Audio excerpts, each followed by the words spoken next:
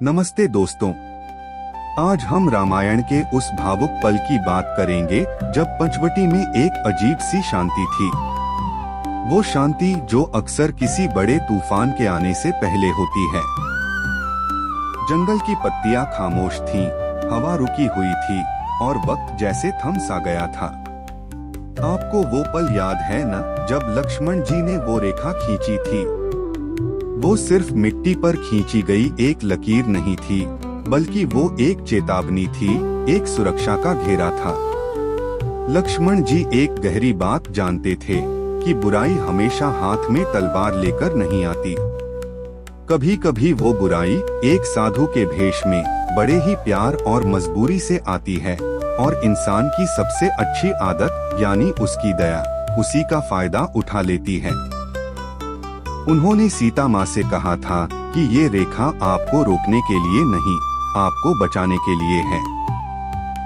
लेकिन इंसान का दिल भी तो बड़ा अजीब होता है। जब दिल में किसी के लिए तरस आ जाए तो दिमाग की सावधानी कहीं छुप जाती है। तभी वहां रावण साधु के भेष में आया। उसने भूखे और प्यासे होने का नाटक किया और कहा कि माता, क्या भूखे को खाना देना धर्म नहीं है? अब आप ही सोचिए, सीता माँ का दिल तो करुणा से भरा था। उनके मन में न कोई लालच था, न कोई घमंड।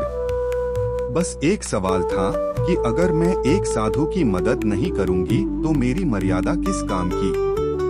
और बस वही एक कदम उन्होंने रेखा के बाहर रखा और अचानक सब कुछ बदल गया। ये कहानी हमें सिर्फ सीता हरण के बारे में नहीं बताती, ये हमें एक बहुत बड़ी सीख देती है। रामायण हमें ये नहीं कहती कि दया करना गलत है, बल्कि ये समझाती है कि जब दया और विवेक अलग हो जाते हैं तो कभी कभी अच्छी नीयत भी मुसीबत बन सकती है। वो मर्यादा रेखा कोई बंधन नहीं थी, वो बस याद दिलाने के लिए थी कि हर सही दिखने वाला फैसला हमेशा सही नहीं होता।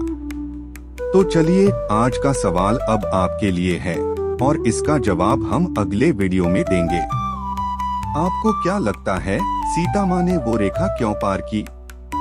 ऑप्शन ए, उनकी करुणा के कारण। ऑप्शन बी, धर्म के भ्रम में। या फिर ऑप्शन सी, नीति के विधान से। जिस जवाब में आपको रामायण की असली सीख दिखे, उसे नीचे कमेंट करके बताएं। अगले एपिसोड में हम उस खास राम भक्त का नाम लेंगे जिसने इस बात को सबसे गहराई से समझा है।